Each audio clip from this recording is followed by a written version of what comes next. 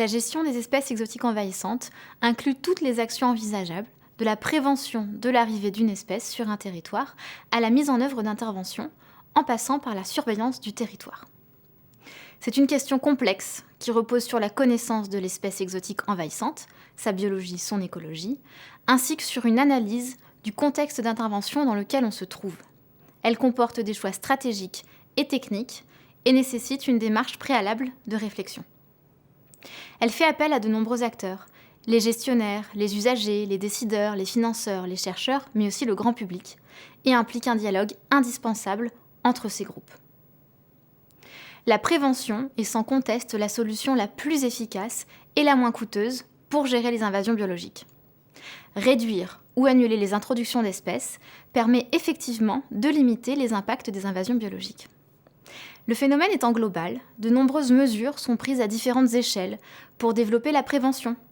Conventions internationales, par exemple sur le traitement des eaux de ballast pour les espèces exotiques envahissantes marines, le règlement européen, ou encore l'analyse et la priorisation des voies d'introduction en France métropolitaine.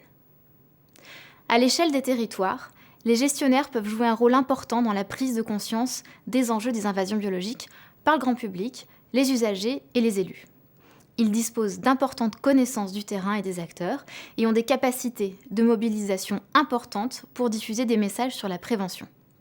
Ils peuvent être à l'origine d'actions de communication et de sensibilisation, par exemple à l'occasion de bourses aquariophiles, auprès des jardineries et pépinières, ou encore auprès des scolaires.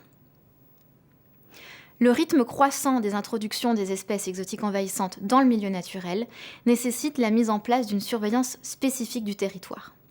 Des listes d'espèces, européennes, nationales ou territoriales, ainsi que de biotopes les plus favorables à leur installation, peuvent permettre d'identifier et de prioriser les sites à surveiller. La coopération entre les différentes parties prenantes concernées par ces espèces, ainsi que par le grand public et les usagers, est nécessaire pour mobiliser l'expertise et déployer des yeux et des oreilles sur le terrain pour faciliter la détection des espèces exotiques envahissantes. Le circuit de transmission, de validation, de stockage des observations et des suites à données doivent être formalisés à une échelle pertinente. Enfin, un réseau de surveillance à l'échelle nationale est en cours de constitution. Mais que faire lorsque les espèces sont installées sur le territoire ? Peut-être agir rapidement pour celles qui viennent d'arriver et intervenir régulièrement sur celles qui sont bien installées pour les réguler et les maintenir à un niveau où les impacts restent non significatifs ? Dans tous les cas, il convient de définir les moyens d'intervention après une analyse complète de la situation.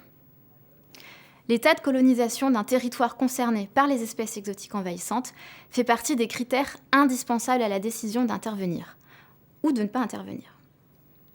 On distingue 3 grandes phases. La première, lorsque l'espèce n'est pas encore présente, bien entendu la prévention s'applique. La deuxième, lorsque l'invasion vient juste de débuter. L'espèce est observée de manière très ponctuelle et la surface colonisée est très réduite. Dans ce cas-là, des mesures d'éradication sont envisageables. Mais il faut bien garder en tête qu'elles n'ont des chances d'être efficaces qu'au tout premier stade de colonisation. On parle alors de détection précoce et d'intervention rapide. Et une troisième phase, lorsque l'espèce est implantée depuis longtemps et a colonisé d'importantes surfaces. Il s'agit alors de mettre en place des interventions de gestion régulières pour les maintenir à un niveau de nuisance non significative vis-à-vis de la biodiversité et des usages du site. Pour cette dernière et troisième phase, il convient tout d'abord d'analyser les caractéristiques de l'espèce, du site colonisé, des usages qui en sont faits, mais également d'évaluer les dommages. Il faut aussi définir clairement les objectifs des interventions de gestion. Pour réduire l'occupation d'une espèce, pour réduire quel impact, pour permettre de maintenir un usage, et ainsi de suite. Il faut définir un programme d'intervention qui est révisable et adaptable. On parle alors de gestion adaptative. Et il faut que ce programme inclue un suivi des actions. Et enfin, il faut choisir une méthode d'intervention. Le choix de la technique d'intervention va dépendre de nombreux facteurs. La réglementation, les caractéristiques de l'espèce, du milieu, les impacts de la technique appliquée, à la fois sur le milieu, les espèces, les usages, mais aussi sur la sensibilité des usagers. Et la gestion de la matière extraite doit être prise en compte. Par exemple, l'export et le traitement des déchets. Le suivi et l'évaluation des interventions de gestion sont indispensables pour améliorer les pratiques de gestion et restent malheureusement trop souvent négligées.